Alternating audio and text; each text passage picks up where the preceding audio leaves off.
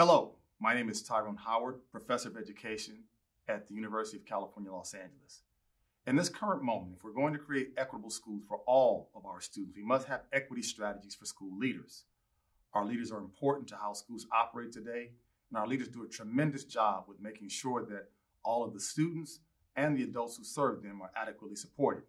But I think there are 4 equity steps we can take to help leaders be better in this current moment. I think the first thing that leaders can do is to make sure that they provide supports for their teachers by way of giving them affirmation, time, and listening sessions. What does that mean? Our students and our teachers are both overworked, overwhelmed, and stressed out. Leaders have to check in with their staffs, ask how they're doing, ask what they need. And in many ways, what they're asking for is more time to plan, more time to meet with students, more time to talk with their colleagues. And I think we also need to have leaders give the time to their staffs just to hear what their needs are, to hear what their concerns are, and to really affirm some of the words that they have in this current moment.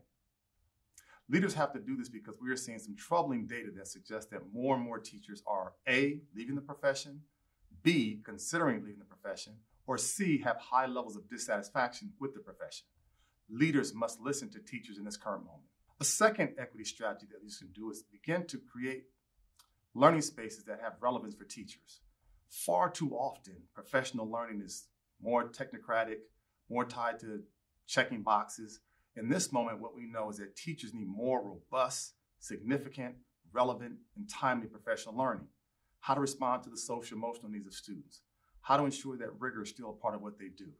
How to make sure that we have the kinds of relationships with families and students that's so vital to their academic success.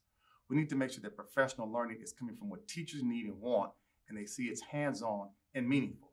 Another step that leaders can take to create more equitable schools is to engage in courageous conversations.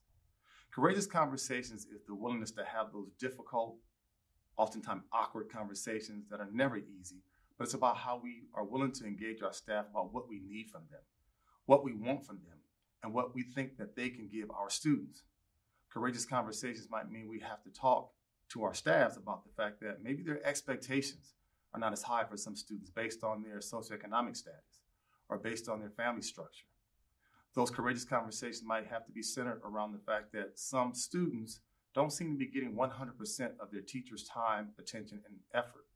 Those courageous conversations might be that some of our staff members may not be engaging in the kind of collegial environments that are so vital to helping schools be the best that they can be.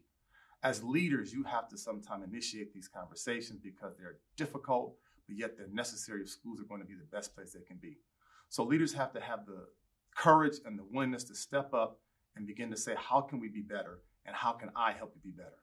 And lastly, I think it's so important, especially in this moment, given everything we've been through with COVID and all the different issues tied to it, is how do you celebrate your wins? Every school has something that they should be celebrating. The fact that you open your doors is a win. The fact that you are serving students is a win.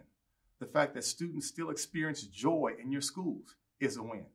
The fact that you may see a 2-point increase in your proficiency scores, that's a win.